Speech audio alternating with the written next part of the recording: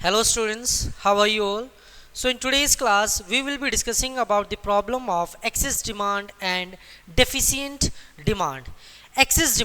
Excess demand कब होता है? बेसिकली हमने क्या किया, जब हम एग्रीगेट डिमांड का कॉन्सेप्ट या एग्रीगेट सप्लाई कॉन्सेप्ट पढ़ रहे थे तो मैंने वहाँ पर आपको बताया था कि एग्रीगेट डिमांड और एग्रीगेट सप्लाई कॉन्सेप्ट का मतलब है कि हम प्लान करते हैं, ये एक्चुअल में नहीं है, ये है कि एक इंटेंड यानी हमने प्रोपेंसिटी पढ़ा था, एक कंज्यूमर का प्रोपेंसिटी पढ़ा था कि कितना है, यानी कोई कितना प्लान कर रहा है। तो बेसिकली जब हम प्लानिंग करते हैं कि हम इतना एक्सपेंडिचर करने वाले हैं या फिर हम इतना डिमांड करने वाले हैं या फिर इतनी सप्लाई करने वाले हैं या फिर इतनी इनकम हम जनरेट करने वाले हैं, अगर वो उस लेवल पर नहीं आता है एक्चुअली में, अगर वो हो सकता है ज़्यादा आ जाए, हो सकता है वो कम आ जाए, तो इन केसेस में क्या प्रॉब्लम्स फेस करने को होंगी, क्या कंसिक्वेंसेस होंगे और इनके कोजेस क्या हैं और कैसे इस सिचुएशन को हम सही कर सकते हैं, आज की इस क्लास में हम वो सारी चीज़ें डिस्कस करने वाले हैं। तो शुरुआत करते हैं सबसे पहले डेफिशिएंट डिमांड के केस से। Concept of deficient demand. Deficient का मतलब क्या होता है?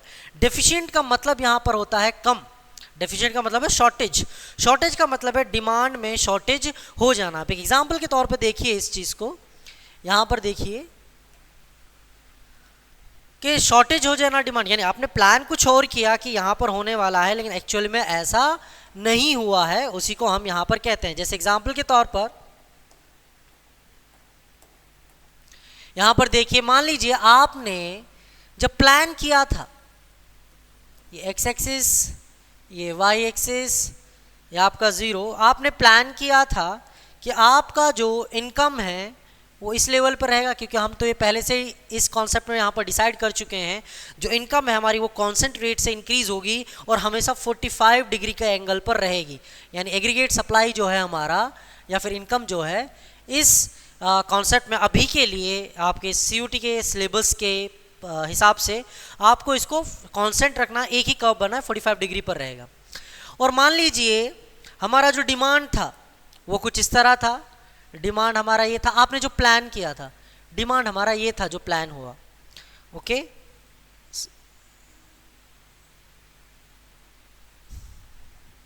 सॉरी, हमने जो प्लान किया था वो ये था, ये एग्रीगेट सप्लाई थी जो हमने प्लान करी थी, और हमारी जो डिमांड थी वो कुछ ये थी जो हमने प्लान की हुई थी, एग्रीगेट डिमांड। ठीक है, ये यहाँ पर हमने प्लान किया हुआ था कि मार्केट में ये डिमांड होगी, इतना एक्सपेंडिचर किया जाएगा और एग्रीगेट सप्लाई, और ये हमारा पॉइंट ऑफ इक्विलिब्रियम रहेगा। क्या रहेगा? ये हमारा यहाँ पर पॉइंट ऑफ इक्विलिब्रियम रहेगा। लेकिन एक्चुअल में हुआ क्या? अब एक्चुअल में क्या रहा कि वो आपने जो प्लान किया उससे कम ही रही डिमांड, यानी लोगों ने एक्सपेंडिचर किया ही नहीं। आपने सप्लाई तो अच्छी खासी कर दी, इनकम तो उसी लेवल पर कर दिया है, आपने प्रोडक्शन तो इसी लेवल पर कर दिया है, कितनी डिमांड होगी, आपने प्लान किया था। लेकिन इन रिजल्ट जब एक्चुअली में आप मार्केट में उतरे तो पता लगा डिमांड तो काफ़ी नीचे रह गई, डिमांड तो इससे काफ़ी नीचे रह गई। क्या रह गई? डिमांड इससे काफ़ी नीचे रह गई। अब जब डिमांड इससे काफ़ी नीचे रह गई तो इसी केस को हम कहते हैं डेफिशिएंट डिमांड का केस। क्या कह देते हैं? यही जो गैप है इसको कहते हैं हम डेफिशिएंट डिमांड। क्या कह देते हैं? डेफिशिएंट डिमांड इसको कह देते हैं कि इस लेवल पर आपको डिमांड होना चाहिए था ये, लेकिन डिमांड आपकी कितने से कम है? इतने से कम है आपकी डिमांड। कितने से कम है? डिमांड आपकी इतने से कम है। सोचा था डिमांड यहाँ पर होगी लेकिन डिमांड है कहाँ पर? आपकी डिमांड यहाँ पर है। तो आपका जो पॉइंट ऑफ इक्विलिब्रियम है E1 जो है वो वहाँ से आकर E1 जो है वो आपका कहाँ पर आ गया? E2 पे आ गया। कहाँ पर आ गया? आपका E2 पे आ गया। यानी अब यहाँ पर आप प्रोडक्शन कितना कर सकते थे मैक्सिमम? आप एक ही कर्व से समझिए, फिर आगे हम थ्योरिकल कॉन्सेप्ट भी समझाएंगे। आपने प्लान कितना किया? आप फुल एम्प्लॉयमेंट के तौर पर, यानी फुल्ली एम्प्लॉय कर कर, सारे रिसोर्स को यूटिलाइज कर कर, सारी चीज़ें यूटिलाइज कर कर आप जो मैक्सिमम प्रोडक्शन एक इकोनॉमी में करने वाले थे वो कहाँ पर करने वाले थे? वो करने वाले थे E1 पर। इतना प्रोडक्शन आप करने वाले थे, यही आपने प्लान किया था और आपने इतना किया भी। लेकिन एक्चुअल में जब वहाँ पर आप मार्केट में उतरे तो आपने प्रोडक्शन तो इतना कर दिया, लेकिन डिमांड क्या रह गई आपकी? डिमांड आपकी रह गई यहाँ पर, डिमांड तो कम रह गई। जब डिमांड कम रहेगी तो एक प्रोड्यूसर क्या करेगा? क्या बनाता चला जाएगा? फिर भी प्रोडक्शन स्टार्ट करता चलेगा, प्रोडक्शन इंक्रीज करता चला जाएगा?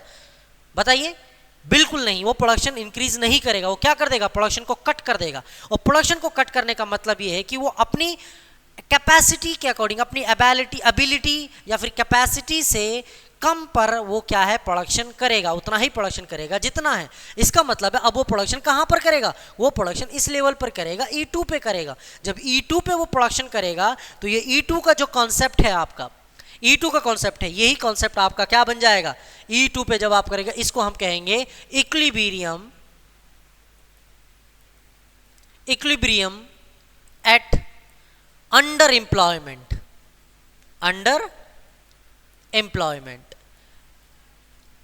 प्लीज याद रखिएगा, कर्व फॉर्म में शायद ना आए आपका क्वेश्चन सीयूटी के पर्सपेक्टिव से, लेकिन इस तरह के क्वेश्चंस आ सकते हैं कि डिफिशिएंट डिमांड के केस में इक्विलिब्रियम लेवल फुल एम्प्लॉयमेंट पर रहता है या फिर अंडर एम्प्लॉयमेंट पर रहता है। तो कहां पर रहता है, क्योंकि फुल एम्प्लॉयमेंट ये क्या था, ये था equilibrium at full employment, equilibrium at full employment.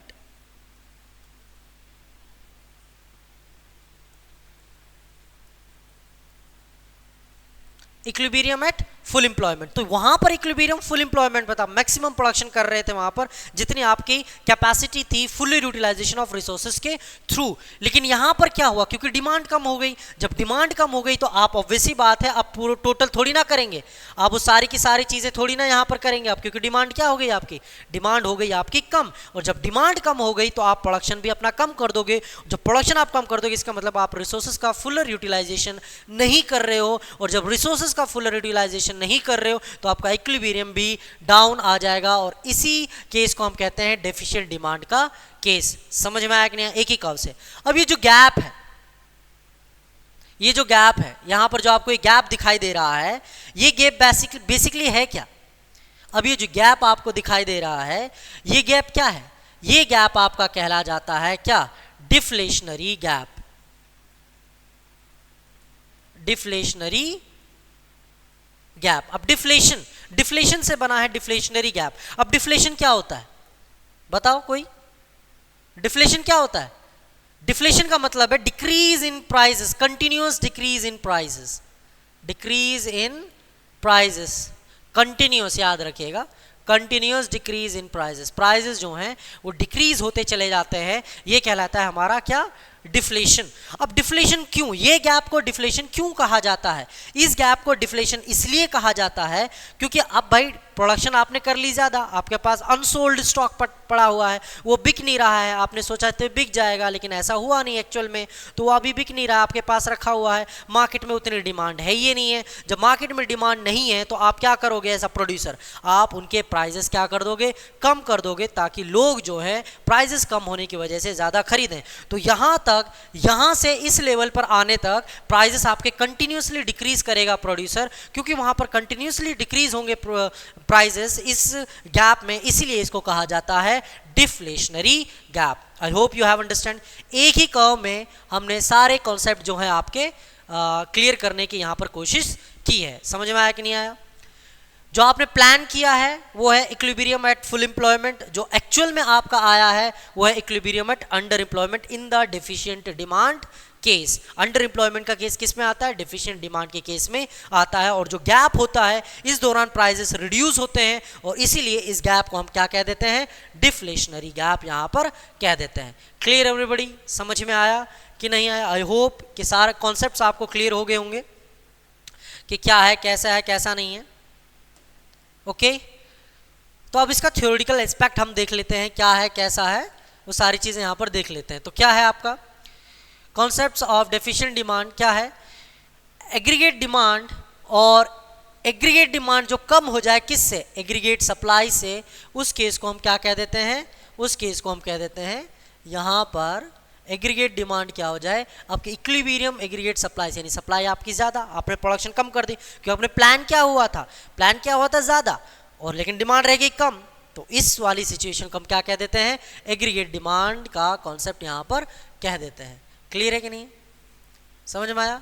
तो करस्पॉन्डिंग टू फुल एम्प्लॉयमेंट, याद रखिए जब हम फुल एम्प्लॉयमेंट पे बात कर रहे हैं, उधर भी मैंने आपको बताया एक कर्व के वक्त कि फुल एम्प्लॉयमेंट थी वहाँ पर in the AD fall short of its full employment level. अब कोजेस क्या है, कोजेस की बात करते हैं। कोजेस का बहुत कारण है कि एग्रीगेट डिमांड का कम होना। एग्रीगेट डिमांड कब कम होगा, जब उसके कंपोनेंट्स में डिक्रीज हो जाएंगे। कंपोनेंट्स कौन कौन से हैं, 2 सेक्टर के लिए C+I, 3 सेक्टर के लिए गवर्नमेंट इंक्लूड करो, 4 सेक्टर के लिए X-M यानी नेट एक्सपोर्ट्स को भी इंक्लूड करो। अब ये सारी चीजें डिक्रीज होंगी। बड़ी एक लाइन में इसको आपको समझाया गया है, एक लाइन में इसको समझिए क्या क्या लिखा हुआ है। एग्रीगेट डिमांड कब कम होता है, डेफिशिएंट डिमांड के केस में क्या होता है, जब कंजप्शन एक्सपेंडिचर डिक्रीज होगा, जब आपका इन्वेस्टमेंट एक्सपेंडिचर डिक्रीज होगा, जब आपका गवर्नमेंट एक्सपेंडिचर डिक्रीज होगा, जब आपके एक्सपोर्ट्स आपके घटेंगे, इंपोर्ट्स आपके बढ़ेंगे क्योंकि माइनस का साइन है, और प्लस टैक्सेस भी आपके क्या होंगे, इंक्रीज होंगे। जब टैक्सेस भी आपके बढ़ेंगे तो ऑब्वियसली बात है आप डिमांड प्राइजेस बढ़ेंगे, और प्राइजेस बढ़ेंगे तो आप क्या है, डिमांड कम करोगे। क्लियर है, समझ में आया कि नहीं आया।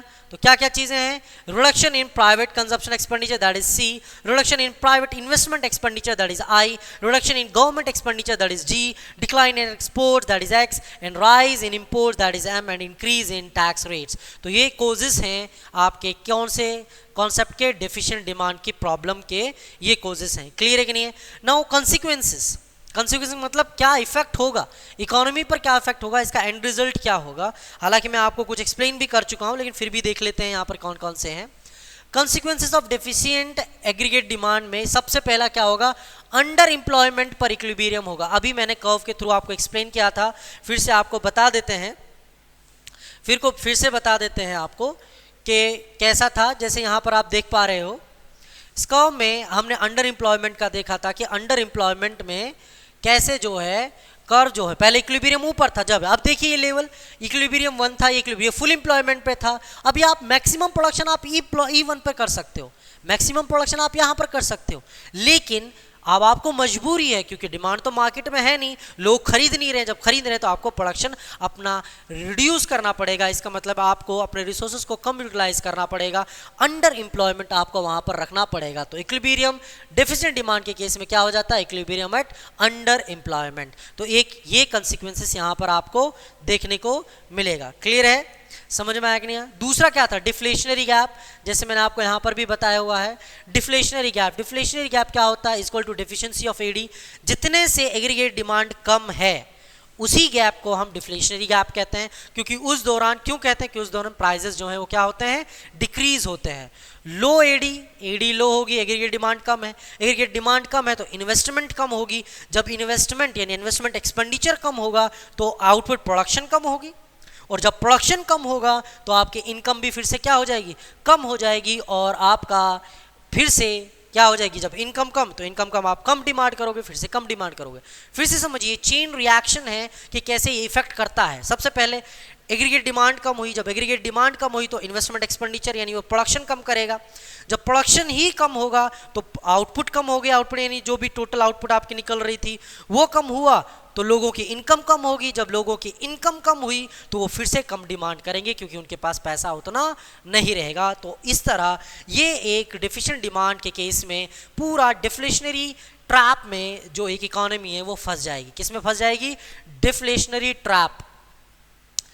वो कैसे फंसेगी वो मैंने आपको इस चेन रिएक्शन के थ्रू समझाया है। डिफ्लेशनरी ट्रैप में एक इकोनॉमी जो है वो यहाँ पर फंस जाएगी।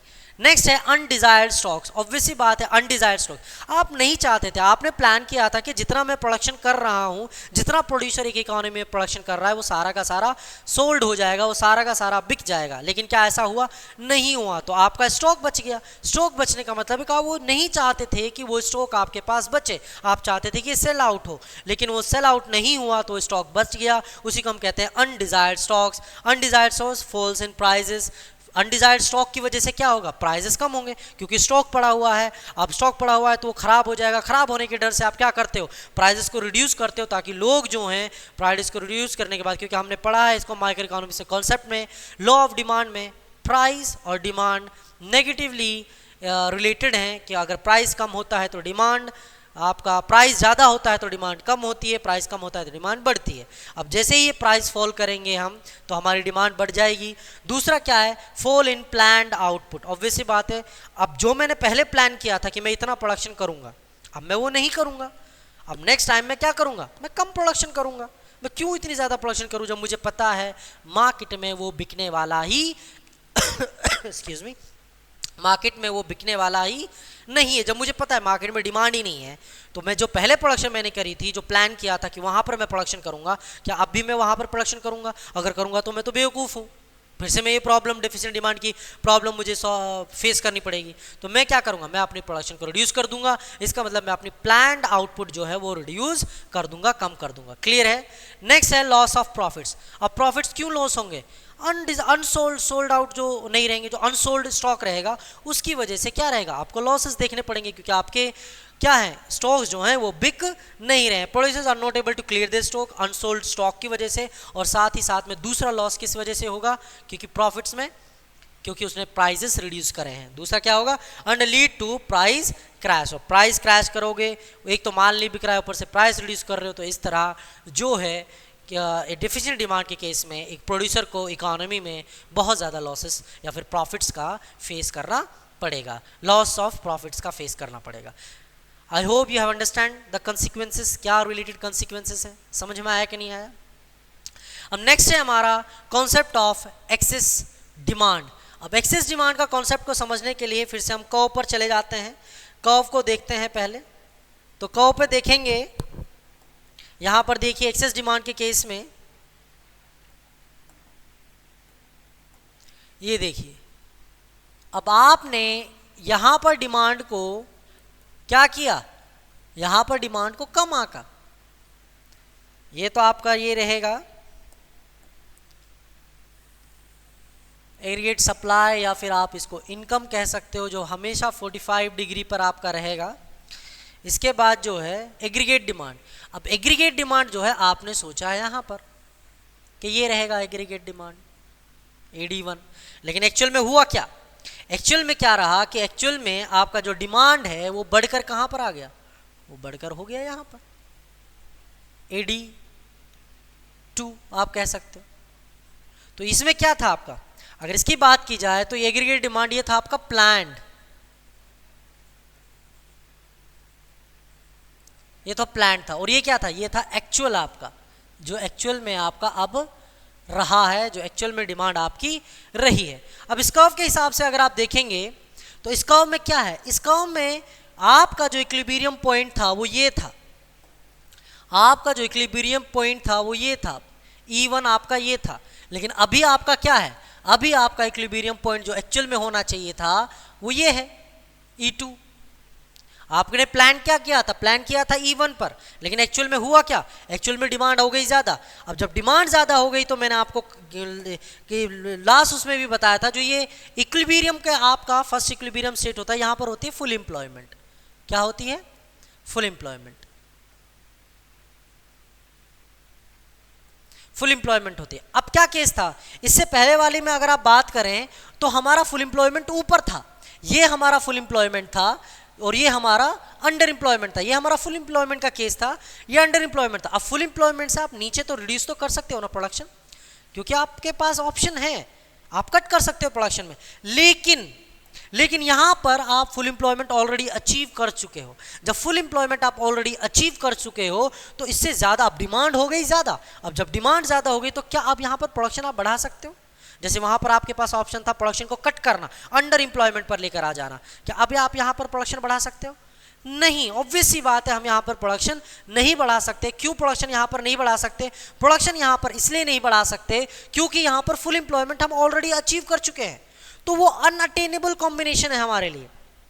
वो क्या है हमारे लिए, वो हमारे लिए एक अनअटेनेबल कॉम्बिनेशन है, ये हम अटेन ही नहीं कर सकते, ये अनअटेनेबल है कि यहाँ पर प्रोडक्शन के हिसाब से या फिर सप्लाई के हिसाब से हम वहाँ पर पहुँच ही नहीं सकते, वो अनअटेनेबल है हमारे लिए। तो अब क्या करेंगे, अब प्रोड्यूसर क्या करेगा, डिमांड तो ज़्यादा है, तो प्रोड्यूसर क्या करेगा इस दौरान, क्योंकि डिमांड ज़्यादा है, डिमांड ज़्यादा है तो प्राइजेस क्या करेंगे, प्राइजेस क्या करेंगे, हाइक हो जाएंगे।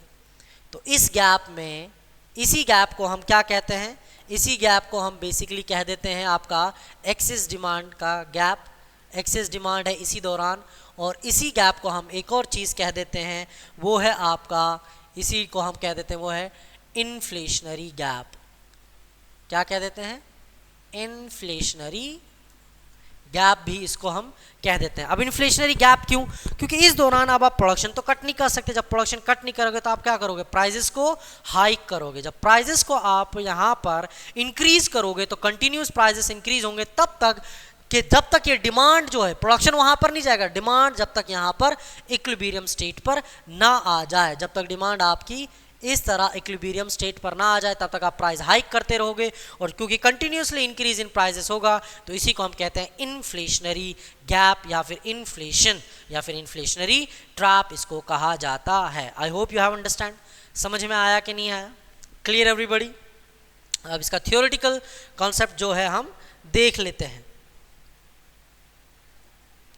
तो थियोरेटिकल कॉन्सेप्ट इसमें देख लेते हैं क्या चीज़ें हैं। वही चीज़ें हैं जो हमने बताया आपको। एक्सेस डिमांड का कॉन्सेप्ट क्या होता है? जहाँ पर डिमांड ज़्यादा हो जाए और आपका सप्लाई कम हो जाए। याद रखिए कि फुल एम्प्लॉयमेंट ऑलरेडी अचीव्ड है वहाँ पर। तो कोजेस क्या हैं? जैसे वहाँ सिंगल लाइनर हमने देखा, कोजेस क्या थे वहाँ पर एग्रीगेट डिमांड के कि सारे आपके जो कंपोनेंट्स ऑफ डिमांड थे वो डिक्रीज हो रहे थे। यहाँ पर भी आपके एक्सेस डिमांड के थे कंपोनेंट्स क्या होंगे? इंक्रीज होंगे। प्राइवेट कंजप्शन एक्सपेंडिचर यहाँ पर इंक्रीज होगा, आपका इन्वेस्टमेंट कंजप्शन इंक्रीज होगा, गवर्नमेंट कंजप्शन इंक्रीज होगा, एक्सपोर्ट्स इंक्रीज होंगे, आपके इंपोर्ट्स कम होंगे और टैक्सेस भी आपके कम क्या हो जाएंगे? डिक्रीज हो जाएंगे। जब टैक्सेस कम होंगे तो प्राइसेस रिड्यूस होंगे, प्राइस रिड्यूस होंगे तो लोग ज़्यादा डिमांड करेंगे। ठीक है, तो होगा क्या एक्चुअली में? अब कंसिक्वेंसेस में आ जाते हैं। कंसिक्वेंसेस में क्या कंसिक्वेंसेस होंगे? सबसे पहले इन्फ्लेशनरी गैप, अभी बताया आपको मैंने, इन्फ्लेशनरी गैप बन जाएगा। अब ये ट्रैप कैसे बनेगा, इस जाल में कैसे बनेंगे? ज़्यादा डिमांड है, ज़्यादा डिमांड है तो pressure of demand on the existing resources. अब डिमांड ज़्यादा है तो जो आपके पास ऑलरेडी रिसोर्सेज उसी पे उसका प्रेशर बढ़ेगा। आप ज़्यादा प्रोड्यूस करना चाहते हो लेकिन हालांकि आप ज़्यादा प्रोड्यूस नहीं कर सकते। जब डिमांड ज़्यादा है तो लोग ज़्यादा डिमांड कर रहे हैं तो प्राइजेस ज़्यादा होंगे। जब प्राइजेस ज़्यादा होंगी तो लोग और ज़्यादा डिमांड करेंगे, इनकम बढ़ाएंगे तो इनकम आप बढ़ा नहीं सकते। तो कॉस्ट ऑफ इसका इस तरह सोचिए, डिमांड ज़्यादा होने की वजह से प्राइजेस बढ़े, प्राइजेस बढ़ने की वजह से जो एम्प्लॉयज़ हैं उनके लिए अब क्या है, वो क्या करेंगे? प्रोड्यूसर से कहेंगे हमारी सैलरी बढ़ाओ, क्योंकि अब प्राइजेस ज़्यादा है, मार्केट में महंगाई हो रही है तो वो सैलरी बढ़ाएंगे। जब सैलरी बढ़ेगा, क्योंकि प्रोडक्शन तो इंक्रीज हो नहीं सकता, तो प्रोड्यूसर के लिए वो कॉस्ट ऑफ प्रोडक्शन तो बढ़ जाएगा ना। सेम ही चीज़ के लिए प्रोडक्शन तो बढ़ नहीं रहा है, सेम ही चीज़ के लिए आप सैलरी ज़्यादा दे रहे हो तो कॉस्ट ऑफ प्रोडक्शन बढ़ा। कॉस्ट ऑफ प्रोडक्शन अगर प्रोड्यूसर का बढ़ेगा तो किससे चार्ज करेगा? वो हमसे ही चार्ज करेगा, कस्टमर से चार्ज करेगा, तो फिर से प्राइस बढ़ा देगा। उस चीज़ को जो इंक्रीज हुआ है उसको किस में ऐड कर देगा? प्राइस में। फिर से प्राइस बढ़ जाएंगे, फिर से प्राइस बढ़ जाएंगे, फिर से सैलरीज की डिमांड करेंगे। तो इस तरह ये सर्कल जो है कंप्लीटली चलता रहेगा और इस तरह इन्फ्लेशन ट्रैप में जो है हमारी इकोनॉमी फंसकर रह जाएगी। समझ में आया कि नहीं आया? तो क्या हो जाएगा? एक्सटेंड और rise in cost of production बढ़ेगा, कॉस्ट ऑफ प्रोडक्शन बढ़ेगा, जनरल प्राइस लेवल बढ़ेगा, आउटपुट लेवल रिमेन्स कांस्टेंट रहेगा जब क्योंकि वो फुल्ली एम्प्लॉयड है। तो इस वजह से वो चीज़ क्या है, आपके इन्फ्लेशनरी ट्रैप में फंस जाएगी। नेक्स्ट है स्टैटिक जीडीपी। स्टैटिक जीडीपी का मतलब है कि एक ऐसी सिचुएशन है जहाँ पर डिमांड जो है वो जीडीपी को ग्रो नहीं करिए। नॉर्मली हम क्या कहते हैं कि डिमांड जो है वो सप्लाई को अट्रैक्ट करती है, डिमांड जो है वो प्रोडक्टिविटी को अट्रैक्ट करती है। और बात सही भी, अगर नॉर्मल इकोनॉमी की बात की जाए तो जितनी ज़्यादा जिस प्रोडक्ट की डिमांड होगी प्रोड्यूसर उतनी ज़्यादा उस प्रोडक्ट को बनाएगा, प्रोड्यूस करेगा बेचने के लिए, क्योंकि प्रॉफिट ज़्यादा कमाएगा। लेकिन इस सिचुएशन में क्या है, एक्सेस डिमांड की सिचुएशन हमने देखा कि फुल एम्प्लॉयमेंट है। फुल एम्प्लॉयमेंट का मतलब है इससे ज़्यादा वो आप कमा नहीं सकता, मतलब प्रोडक्शन नहीं कर सकता, सप्लाई नहीं कर सकता। जब सप्लाई नहीं कर सकता तो इस केस में जो डिमांड है वो जीडीपी को ग्रो नहीं कर पा रही है, जीडीपी को अट्रैक्ट नहीं कर पा रही है, तो उस केस को हम कहते हैं static GDP. Okay, it is a situation when higher demand fails to generate higher GDP in the economy. यहाँ कॉन्सेप्ट आ सकता है स्टैटिक जीडीपी कौन सा कॉन्सेप्ट है तो आपको पता होना चाहिए। Excess demand and wage price spiral. Wage price spiral में अभी आपको एक्सप्लेन किया। प्रोडक्शन आपने एग्रीगेट डिमांड बढ़ी, डिमांड की वजह से प्राइजेस बढ़े, प्राइजेस की वजह से जो लेबर्स जो काम कर रहे थे वो क्या कहेंगे, हमारी सैलरी बढ़ाओ, क्योंकि मार्केट में महंगाई हो गई है। जब मैं वो सैलरी बढ़ाने को कहेंगे वो फिर से क्या हो जाएगा, वो फिर से वो क्या हो जाएगा, वो वहाँ पर जो है फिर से कॉस्ट ऑफ प्रोडक्शन बढ़ेगा। जब कॉस्ट ऑफ प्रोडक्शन फिर से बढ़ेगा तो वहाँ पर जो है वो फिर से सैलरी बढ़ाने की यहाँ पर क्या करेंगे, यहाँ पर विनती करेंगे या फिर इंक्रीमेंट की बात करेंगे। आप ऐसे देख सकते हो, यहाँ पर देखिए जैसे कि सबसे पहले एग्रीगेट डिमांड जो है मार्केट में बढ़ा। जब एग्रीगेट डिमांड बढ़ा तो प्राइजेस बढ़े, जब प्राइजेस बढ़े तो वेजेस बढ़ाने की डिमांड हुई। क्या बढ़ाने की डिमांड हुई? वेजेस बढ़ाने की डिमांड हुई। जब वेजेस बढ़ाने की डिमांड हुई तो कॉस्ट ऑफ प्रोडक्शन बढ़ा, कॉस्ट ऑफ प्रोडक्शन बढ़ा, और कॉस्ट ऑफ प्रोडक्शन सबसे बढ़ा। तो कॉस्ट ऑफ प्रोडक्शन बढ़ने की वजह से फिर से क्या हुआ? कॉस्ट ऑफ प्रोडक्शन बढ़ने की वजह से प्राइजेस हाइक करें, और फिर से प्राइजेस हाइक हो गए तो फिर से वो वेजेस बढ़ाने का डिमांड करेंगे।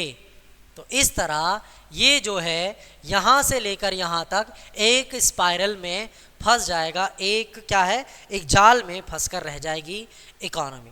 समझ में आ रही है? इसी को कहते हैं wage spiral, price wage spiral. Price और वेज के बीच का कॉमन जो उसका जो इफेक्ट है वो एक दूसरे में फंसकर रह जाते हैं। लॉस ऑफ प्रॉफिट, अब आप कहोगे सर यहाँ पर तो डिमांड ज़्यादा है, फिर भी यहाँ पर लॉस क्यों हो रहा? लॉस इसलिए हो रहा है क्योंकि वो डिमांड को फुलफिल नहीं कर पा रहे हैं।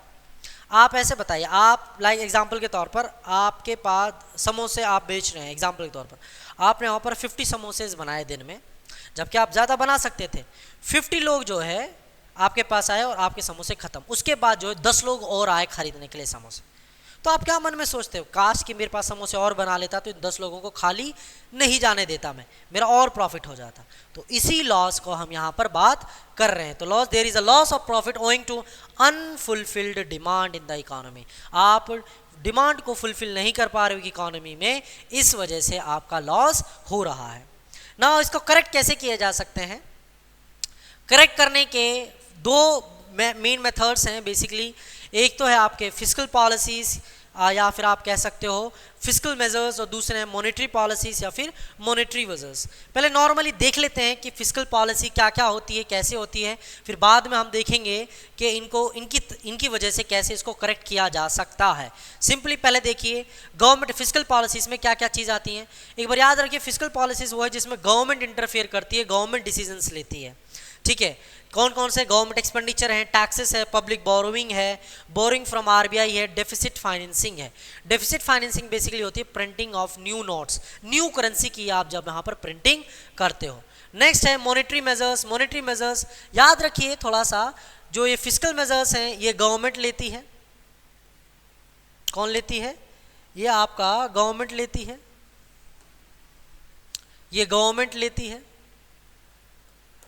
और आपके जो मॉनेटरी मेजर्स हैं इनको आरबीआई लेती है। कौन लेती है? आरबीआई लेती है इसको। ठीक है, तो अब इसमें भी आपने पहले से ही पढ़ा हुआ है, हमने बैंकिंग कॉन्सेप्ट में पढ़ा था जहाँ पर मनी कंट्रोल किया जा रहा था। आरबीआई का कौन कौन सा है? क्वांटिटेटिव मेजर्स हैं, देन क्वालिटेटिव मेजर्स हैं। क्वांटिटेटिव में बैंक रेट है, रेपो रेट है, रिवर्स रेपो रेट है, कैश रिजर्व रेशियो है, स्टैच्यूटरी लिक्विडिटी रेशियो है, ओपन मार्केट ऑपरेशंस हैं। क्वांटिटेटिव में अगर आप बात की जाए तो मार्जिन रिक्वायरमेंट है, रैशनिंग ऑफ क्रेडिट है, direct action and moral suasion है। अगर इसमें से आपको नहीं पता है कि कौन सी क्या चीज़ है तो आप हमारी लास्ट जो बैंकिंग वाली वीडियो है वो देख सकते हैं, उसमें मैंने क्लियरली ये बताया गया है कि रेट्स कौन कौन से होते हैं। तो सबसे पहले बात करते हैं गवर्नमेंट एक्सपेंडिचर का। तो गवर्नमेंट एक्सपेंडिचर कैसे कंट्रोल करेगी इस चीज़ को हम देख लेते हैं। एक्सेस डिमांड और डेफिसिट डिमांड के केस को कैसे कंट्रोल करेगी। ओके, तो देखते हैं। सबसे पहले देखते हैं गवर्नमेंट एक्सपेंडिचर में कि कैसे कंट्रोल करेगी। गवर्नमेंट एक्सपेंडिचर की पहले बात की जा रही है, गवर्नमेंट एक्सपेंडिचर की पहले बात की जा रही। केस है हमारा, मान लीजिए एक्सेस डिमांड का केस है, ये सिचुएशन है। अब इसको सही करने के लिए मुझे क्या करना है? इसको कम करना पड़ेगा। सिचुएशन मेरी क्या है? एक्सेस डिमांड का केस है और इसको मुझे कम करने के लिए क्या करना पड़ेगा? मुझे सॉल्यूशन, इसको करेक्ट करने के लिए क्या करना पड़ेगा? कम करना पड़ेगा। तो कम कैसे करूंगा मैं गवर्नमेंट एक्सपेंडिचर ज़्यादा करूंगा कि कम करूंगा? आप बताइए। एक्सेस डिमांड का केस है ना, डिमांड ज़्यादा है मार्केट में, तो जब डिमांड ज़्यादा है मार्केट में तो इन्वेस्टमेंट, याद रखिए एक कॉन्सेप्ट था, अगर आपको याद हो तो हमने वहाँ पर क्या किया था? एक्सेस डिमांड, आप सिंपल एग्रीगेट डिमांड ऐसे लिखिए कि एग्रीगेट डिमांड क्या है? AD equal to C plus I plus G। तो अब यहाँ से सोचिए, आपको मुझे डिमांड को कम करना है, तो डिमांड को अगर कम करना है तो एक्सपेंडिचर, गवर्नमेंट एक्सपेंडिचर कम करूंगा कि ज़्यादा? गवर्नमेंट एक्सपेंडिचर यहाँ पर क्या हो जाएगा? कम हो जाएगा। जो G है ये क्या हो जाएगा? गवर्नमेंट एक्सपेंडिचर यहाँ पर कम होगा। जब गवर्नमेंट एक्सपेंडिचर कम होगा तो यहाँ पर जो है जब गवर्नमेंट एक्सपेंडिचर कम होगा आपका, तो गवर्नमेंट एक्सपेंडिचर का कम, एक का खर्चा दूसरे की इनकम, यानी वो काम करवाएगी तो पब्लिक को इनकम कम होगी। तो पब्लिक को इनकम जो है, पब्लिक इनकम, या फिर आप डिस्पोजेबल इनकम भी कह सकते हो। क्या कह सकते हो? डिस्पोजेबल इनकम जो है पब्लिक की, वो कम हो जाएगी। जब उनकी इनकम कम हो जाएगी तो परचेजिंग पावर कम हो जाएगी उनकी, क्योंकि उनके पास पैसा नहीं बचेगा। क्या हो जाएगी? परचेजिंग पावर कम हो जाएगी। जब उनकी परचेजिंग पावर कम हो जाएगी तो ऑटोमेटिकली उनकी डिमांड भी क्या हो जाएगी? आपकी डिमांड भी क्या हो जाएगी? एग्रीगेट डिमांड भी आपका क्या हो जाएगा? कम हो जाएगा। तो हो गया ना एक्सेस डिमांड का केस सॉल्व। कैसे?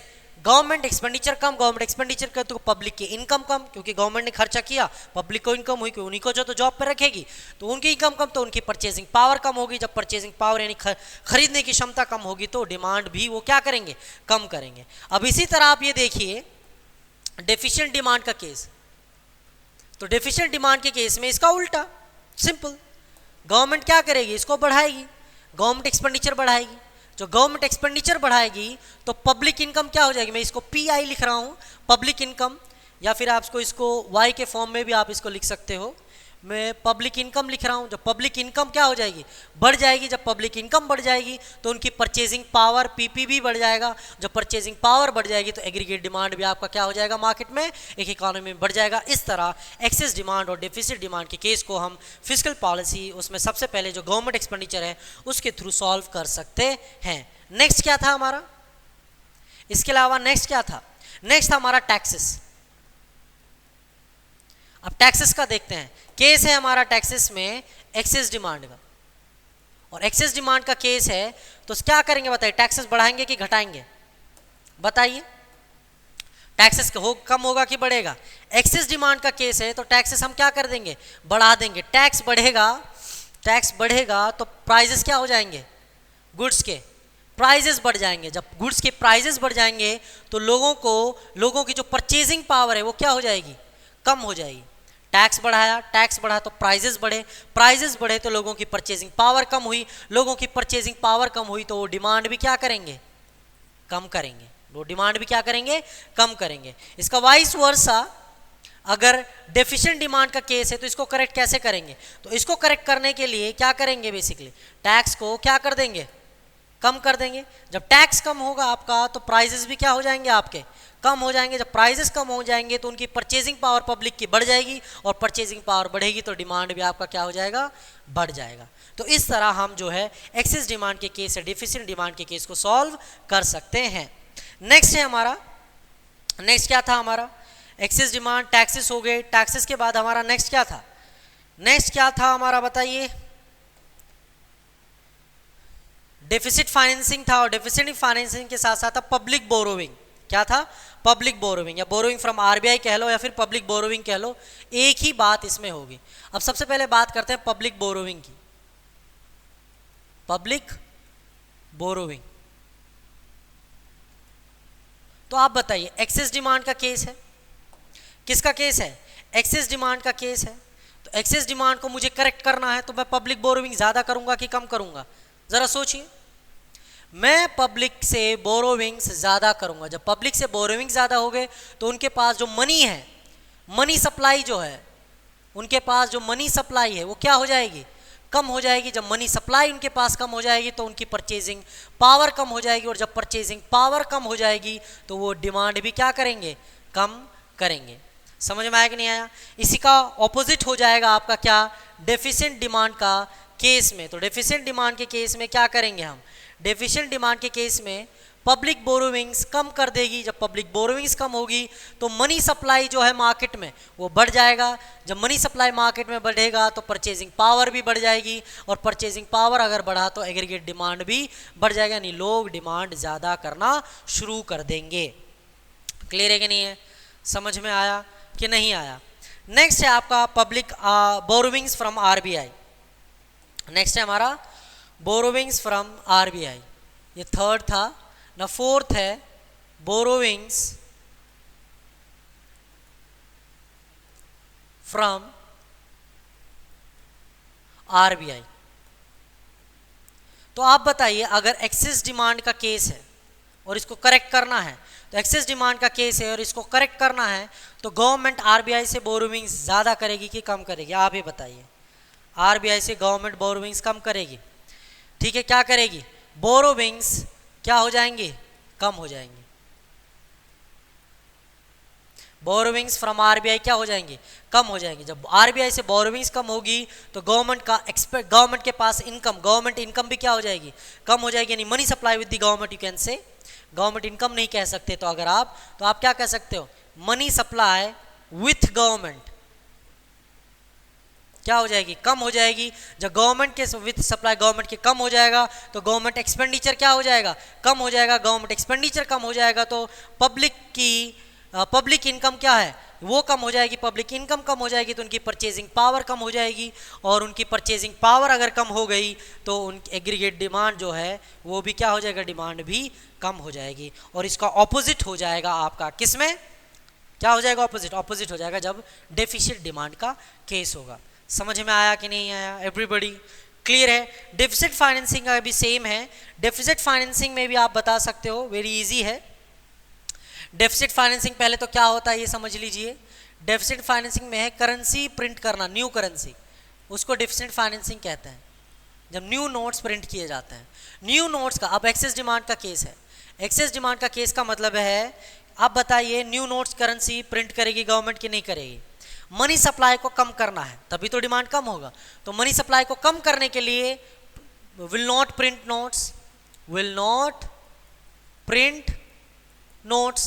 नोट्स प्रिंट नहीं करेगी। जब आरबीआई नोट्स प्रिंट नहीं करेगी तो इसमें क्या हो जाएगा?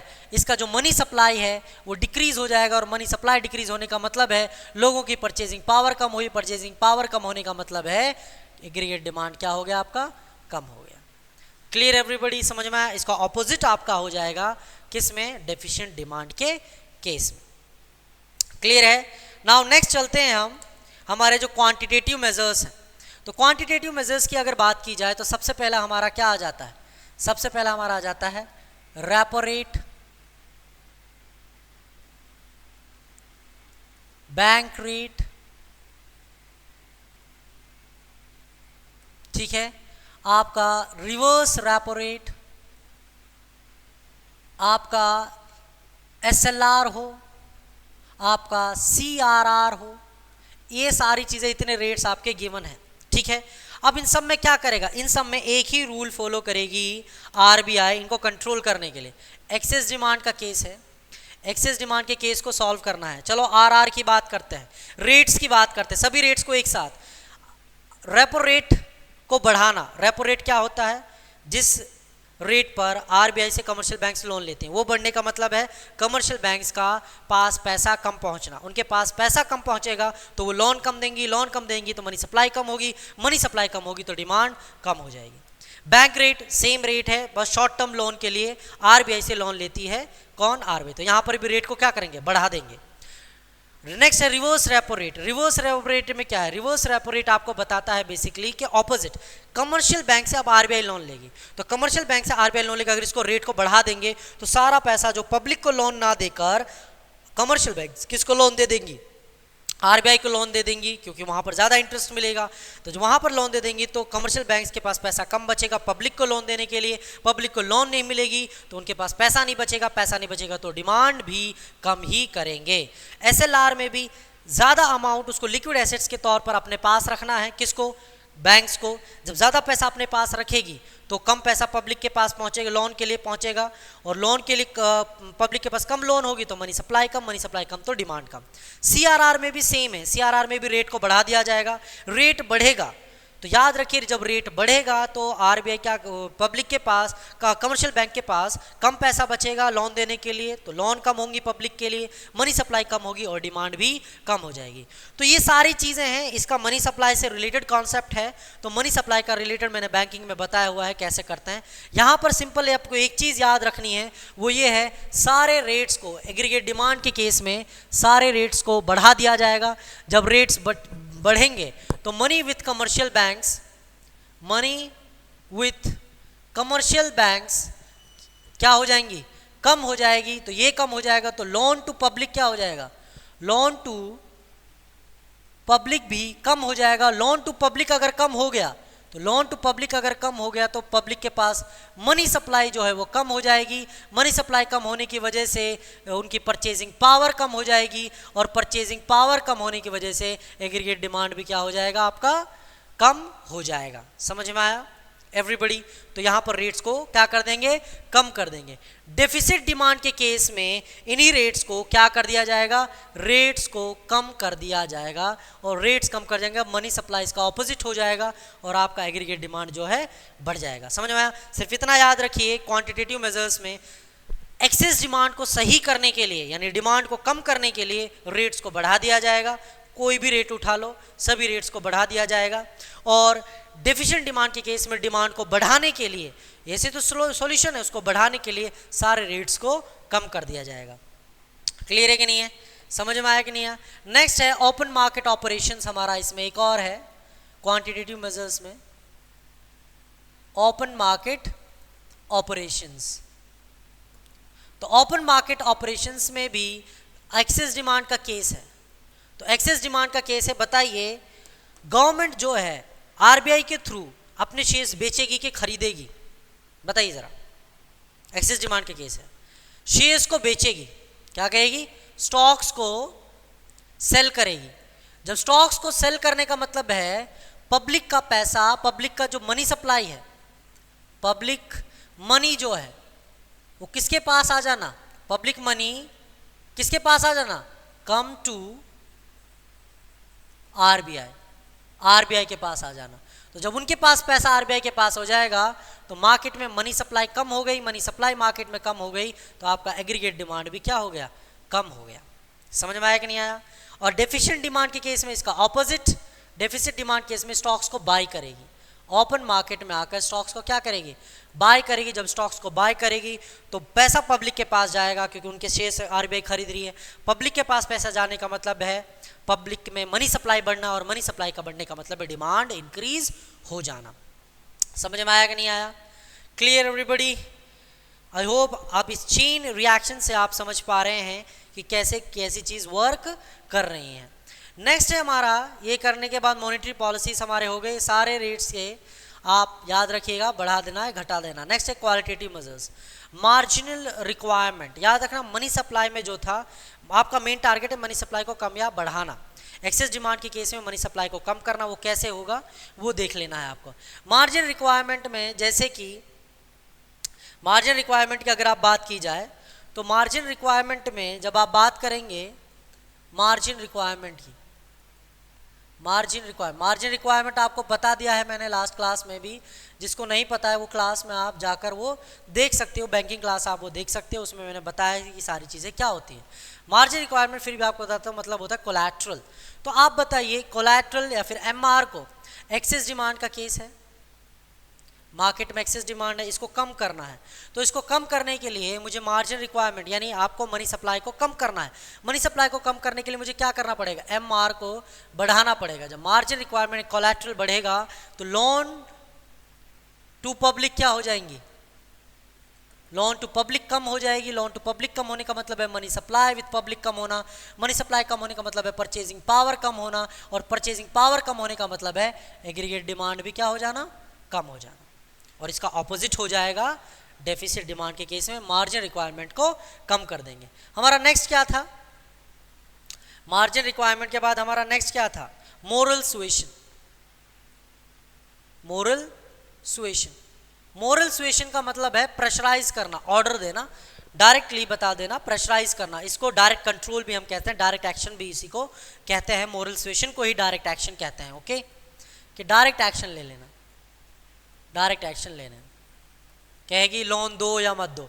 एक्सेस डिमांड का केस है तो गवर्नमेंट क्या कहेगी, आरबीआई क्या कहेगी, लोन देने को मना करेगी कि कहेगी कि लोन दो, मना करेगी। ठीक है, आरबीआई क्या करेगी, RBI orders to not give loans. जब लोन्स नहीं देंगे तो मनी सप्लाई क्या हो जाएगा, कम हो जाएगा। मनी सप्लाई कम होने का मतलब है एग्रीगेट डिमांड भी कम हो जाना। और डेफिशिएंट डिमांड के केस में क्या होगा, आरबीआई क्या कहेगी, RBI orders to give loans, to give loans. Clear है कि नहीं है? एंड द नेक्स्ट वन हमारा जो लास्ट में था वो था आपका rationing of credit. Rationing of credit, तो राशनिंग ऑफ क्रेडिट का मतलब है कोटास बना देना। तो एग्री एक्सेस डिमांड का केस है, इसको सॉल्व करेंगे। तो इसको सॉल्व करने के लिए क्या करेगी आरबीआई? कम पॉपुलेशन को लोन देगी कि ज़्यादा पॉपुलेशन को? कम पॉपुलेशन को। लोन टू स्मॉल पॉपुलेशन, जैसे कि कैसे है कि भाई आरबीआई ने कहा सिर्फ उन लोगों को लोन दीजिए जो गवर्नमेंट एम्प्लॉयड है। तो गवर्नमेंट एम्प्लॉय तो बहुत कम लोग हैं, तो जब बहुत कम लोग हैं तो लोन टू स्मॉल पॉपुलेशन जाएगा तो मनी सप्लाई कम हो जाएगी, मनी सप्लाई मार्केट में कम हो जाएगी तो एग्रीगेट डिमांड भी क्या हो जाएगा? कम हो जाएगा। और इसके डेफिशिएंट डिमांड के केस में ऑपोजिट हो जाएगा, लोन टू लार्ज पॉपुलेशन होगी, यानी गवर्नमेंट कहेगी मिडिल क्लास को आप जो है लोन दीजिए। तो लोन जब मिडिल क्लास को लोन दोगे, नीडी को तो बहुत सारे लोग हैं, मनी सप्लाई बढ़ेगी, मनी सप्लाई बढ़ेगी तो आपका एग्रीगेट डिमांड भी बढ़ जाएगा। इस तरह जो है हम सॉल्यूशन कर सकते हैं एक्सेस डिमांड और डेफिशिएंट डिमांड का फिस्कल पॉलिसीज और मॉनेटरी पॉलिसीज की मदद से। Clear everybody? समझ में आया कि नहीं आया? नाउ नेक्स्ट है हमारा discretionary and non discretionary fiscal instruments. Discretionary, पहले डिस्क्रिशनरी इंस्ट्रूमेंट्स को समझिए क्या उनसे होते हैं। डिस्क्रिशनरी इंस्ट्रूमेंट्स वो होते हैं जो वॉलंटियरली आरबीआई या फिर गवर्नमेंट जो है वो स्टेप्स लेती है और स्टेप्स लेकर आपके इस केस को सॉल्व करती है, जैसे कि एक्सेस डिमांड और डेफिशिएंट डिमांड के केस को सॉल्व करती है। इस तरह के एक्शंस को हम कहते हैं डिस्क्रिशनरी इंस्ट्रूमेंट्स, जैसे कि अभी हमने जो पढ़े हैं जिसमें गवर्नमेंट इनिशिएट ले रही थी या फिर आरबीआई इनिशिएट ले रही थी, वो क्वांटिटेटिव मेजर्स, क्वालिटेटिव मेजर्स या फिर फिस्कल मेजर्स, ये सारे क्या हैं? ये डिस्क्रिशनरी इंस्ट्रूमेंट्स हैं। कौन से इंस्ट्रूमेंट्स हैं? डिस्क्रिशनरी इंस्ट्रूमेंट्स है, याद रखिएगा ये डिस्क्रिशनरी हैं। इनमें जो है are those instruments which are planned by the government to correct the situation of excess demand and deficit demand. Government plan कर रही है इसको करने के लिए, तो इस केस को हम कहते हैं discretionary instruments. Non discretionary fiscal instruments कौन से होते हैं? ये वो इंस्ट्रूमेंट्स होते हैं जिसको गवर्नमेंट प्लान नहीं करती, ये ऑटोमेटिकली हो जाता है। क्या हो जाता है? ये ऑटोमेटिकली मार्केट में हो जाता है। इसमें गवर्नमेंट प्लान नहीं करती है कुछ भी, वो ऑटोमेटिकली ऑटो करेक्ट हो जाता है। कैसे?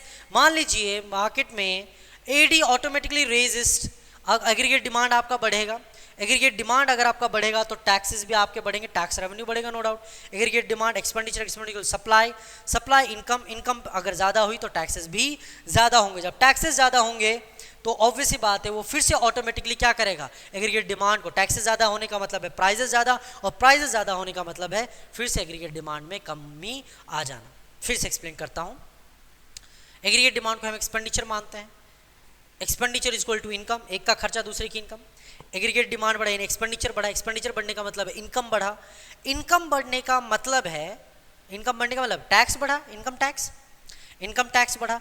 जब टैक्स बढ़ा तो ऑब्वियस ही बात है क्या हो जाएगा? प्राइजेस हाइक करेंगे, और जब प्राइजेस हाइक करेंगे तो वो क्या करेगा? टैक्सेस बढ़ने का मतलब कम डिमांड करेगा वो ऑटोमेटिकली।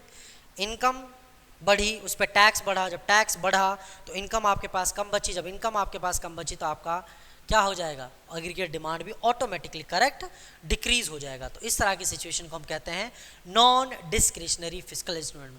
नॉन डिस्क्रिशनरी जिसमें गवर्नमेंट कोई इनिशिएट नहीं लेती है, वो ऑटोमेटिकली होता है, ठीक है। और डिस्क्रिशनरी जिसमें गवर्नमेंट खुद से प्लान करती है, और ये फिस्कल इंस्ट्रूमेंट्स के लिए ही सिर्फ बात की जाती है। Okay students, I hope you have understood the basic concept of excess demand and deficit demand and also how to solve them, और consequences क्या हैं और causes क्या हैं। हमने कर्व के थ्रू भी ये सारी चीज़ें जानी, ठीक है। अगर किसी को कोई डाउट हो तो आप वीडियो को रिवाइव कर सकते हो, फिर से देख सकते हो और देख के आसानी से समझ सकते हो। कोई भी डाउट्स हैं वो हम लास्ट सेशन डाउट सेशन रखेंगे, उसमें आप पूछ सकते हो। Okay students, thank you.